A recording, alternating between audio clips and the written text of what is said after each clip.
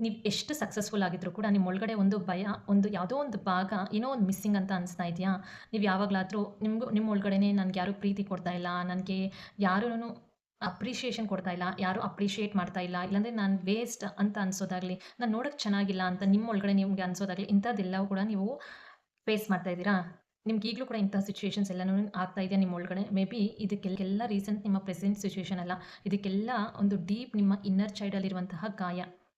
ನಾವು ಮಕ್ಕಳಾಗಿದ್ದಾಗ ಏನು ಗೊತ್ತಾ? ಯಾವುದೇ ಒಂದು ಥರದ ಪ್ರಾಬ್ಲಮ್‌ನಾಗಲಿ ನಾವು ಬೇಗ ಅದನ್ನ ಅಬ್ಸರ್ವ್ ಮಾಡ್ಬಿಡ್ತೀವಿ. ನಾವು ಮಕ್ಕಳು ಹೇಗೆ ಅಂದರೆ ಒಂದು ಯಾವುದೋ ಒಂದು ಸ್ಪಂಜ್ ಇರುತ್ತಲ್ಲ, ಆ ಸ್ಪಂಜ್ ಥರ ಇರ್ತೀವಿ ನಾವು. ಪ್ರತಿಯೊಂದು ಮಾತನಾಗಲಿ, ಪ್ರತಿಯೊಂದು ಲುಕ್‌ನಾಗಲಿ, ಅವರ ಪ್ರತಿಯೊಂದು ಎಮೋಷನ್ ನಮ್ಮ ಪೇರೆಂಟ್ಸ್ ಮಾಡೋದು ಎಲ್ಲವೂ ನಾವು ಅಬ್ಸರ್ವ್ ಮಾಡ್ಕೊಳ್ತಾ ಇರ್ತೀವಿ. ನಮ್ಮ ತಂದೆ ತಾಯಿ ಬೇಕು ಅಂತ ಯಾರನ್ನೂ ಹರ್ಟ್ ಮಾಡಿಲ್ಲ. ಅಂದ್ರೂ ಅವರ ಮಾತು, ಅವರ ವರ್ತನೆ, ಅವರ ನಡವಳಿಕೆ ಎಲ್ಲವೂ ನಮ್ಮ ಇನ್ನರ್ ಚೈಲ್ಡಲ್ಲಿ ಒಂದು ಇನ್ವಿಸಿಬಲ್ ವೂಂಡ್ ಆಗಿರುತ್ತೆ. ಇದನ್ನೇ ನಾವು ಎಮೋಷನಲ್ ಸ್ಕೇರ್ಸ್ ಅಂತ ಹೇಳ್ತೀವಿ.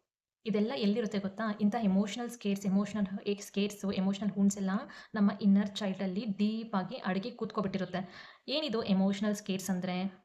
ಎಮೋಷನಲ್ ಸ್ಕೇರ್ಸ್ ಭಾವನಾತ್ಮಕ ಗಾಯಗಳಂದ್ರೆ, ನಮ್ಮಲ್ಲಿರುವಂತಹ ಒಂದು ಪೇನ್‌ಫುಲ್ ಮೆಮೊರೀಸ್ ನಮ್ಮ ಚೈಲ್ಡ್‌ಹುಡ್ಡಲ್ಲಿ ನಾವು ಯಾವ್ಯಾವೆಲ್ಲ ಕ್ಯಾರಿ ಮಾಡ್ಕೊ ಬಂದಿರ್ತೀವಲ್ಲ, ಚೈಲ್ಡ್‌ಹುಡ್ಡಿಂದನೂ ನಾವು ಫೇಸ್ ಮಾಡ್ತಾ ಯಾವ್ಯಾವೆಲ್ಲ ಕ್ಯಾರಿ ಮಾಡ್ಕೊ ಬಂದಿರ್ತೀವಲ್ವಾ, ಅಂತಹ ಚೈಲ್ಡ್‌ಹುಡ್ ಮೆಮೊರೀಸ್ ನಮ್ಮ ಇನ್ನರ್ ಚೈಲ್ಡಲ್ಲಿ ಅಡ್ಕೊಂಡು ಕೂತ್ಕೊಂಡಿರುತ್ತೆ. ಇದನ್ನೇ ಎಮೋಷನಲ್ ಸ್ಕೇರ್ಸ್ ಅಂತ ಹೇಳ್ತಾರೆ. ಫಾರ್ ಎಕ್ಸಾಂಪಲ್ ಹೇಳೋದಾದ್ರೆ, ನಿಮ್ಮನ್ನ ಪದೇ ಪದೇ ನಿಮ್ಮ ಪೇರೆಂಟ್ಸ್ ನೀನು ಯೂಸ್‌ಲೆಸ್ ಅಂತ ಹೇಳೋದು, ನಿನ್ಗೇನು ಆಗಲ್ಲ, ನಿನ್ನ ಕೈಯಲ್ಲಿ ಏನೂ ಆಗಲ್ಲ, ಸುಮ್ಮನೆ ಮನೇಲಿದ್ಯಾ, ನೀನು ಏನಕ್ಕೂ ಪ್ರಯೋಜನನೇ ಇಲ್ಲ ಅಂತ ಹೇಳೋದಾಗ್ಲಿ, ಇಲ್ಲಾಂದ್ರೆ ನಿಮ್ಮ ಸಿಬ್ಲಿಂಗ್ಸ್ ಜೊತೆ ನಿಮ್ಮನ್ನ ಕಂಪೇರ್ ಮಾಡೋದಾಗ್ಲಿ, ನಿಮ್ಮನ್ನ ಪ್ರತಿಯೊಂದಕ್ಕೂ ಇಗ್ನೋರ್ ಮಾಡೋದಾಗ್ಲಿ, ಬೇರೆಯವ್ರ ಜೊತೆ ಕಂಪ್ಯಾರಿಸನ್ ಮಾಡಿರ್ಬೋದು ನಿಮ್ಗೆ.